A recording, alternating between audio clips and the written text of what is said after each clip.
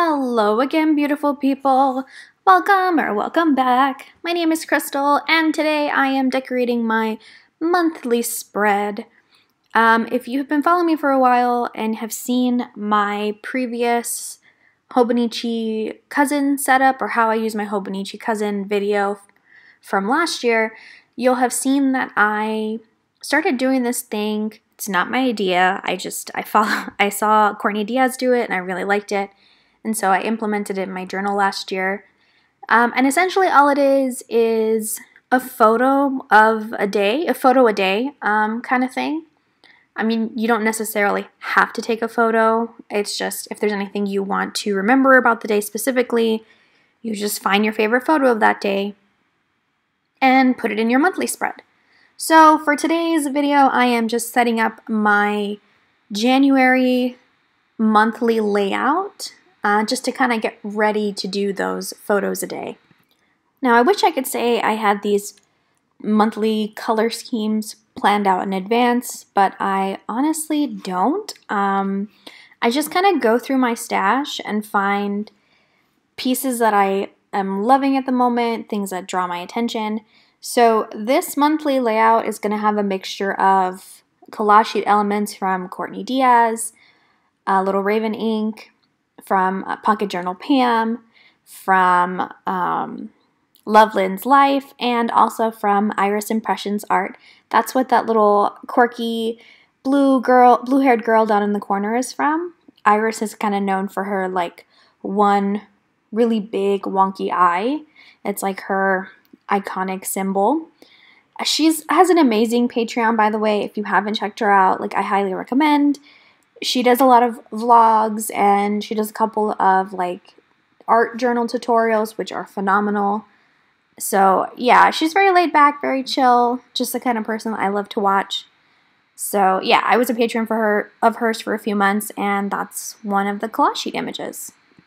You know, I have to say, making the decision to go back to an undated journal this year has just lifted a weight off my shoulders. It is currently January 10th. This video will go up on Wednesday, the 12th, I believe. And I've been having so much fun in this journal, just like doodling, using my watercolors again, and using my fountain pens as well. It's just been a real joy. So I'm having a lot of fun with that this year, it seems like. So I've been really preoccupied filling in these journals, and also I started reading again. So I used to be an avid reader, primarily young adult, supernatural, romance, fiction. Sorry, not sorry. I'm not ashamed. So I tried to branch out a little bit the last few months of 2021 and read more of kind of horror thriller books.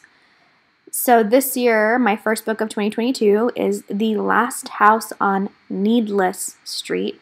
I can't even tell you how many times I've accidentally said Needles Street, but it is Needless Street.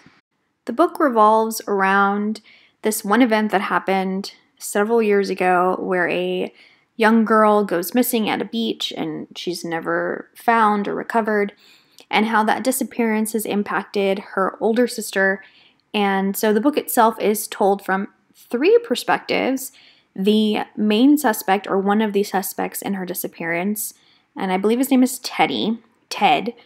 It's told by the perspective of his cat, Olivia, which is super weird. I'm not gonna lie, I was really thrown off by that. And the older sister, Dee. So what's really interesting about this book is that you're not sure what you're being told is fact or actually happening, or if it's just a figment of Ted's imagination, or, you know, because becomes blatantly obvious in the first few chapters that Ted does suffer from some kind of mental illness. So it's really interesting. I just want to see like what exactly is truth and what is fiction within the constraints of the novel, that is. That's one of my personal goals this year for 2022, is just to read more. I used to write a lot of short stories, and I feel like that's kind of died off a little the older I've gotten, and I haven't really found myself like reaching for books as much as I used to. So this year I kind of want to turn that around and focus on reading for joy, things that keep me entertained. So my goal is 1 book a month minimum, so we'll see how that goes.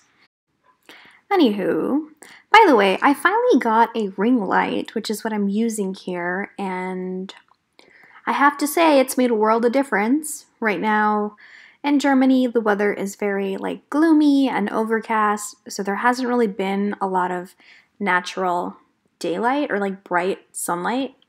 When I first started my channel, I used to just film like right by the window downstairs and had just wonderful lighting. And yeah, I haven't been able to do that because it's just so overcast. So I got this ring light and I don't know, I kind of like it. But yeah, so with that, I'm realizing I'm coming towards the end of this journal with me. In hindsight, I probably should have saved this spread for February since it seemed like I gravitated towards a lot of reds and pinks this time around. But, you know, it is what it is. Anyway, thank you guys so much for tuning in. I really appreciate all the support, and I hope that I'm able to inspire some of you guys and help you guys along your journaling adventure. With that, guys, I'm going to go ahead and let you all go. I hope you enjoy the rest of your day. You guys have a good one. Bye.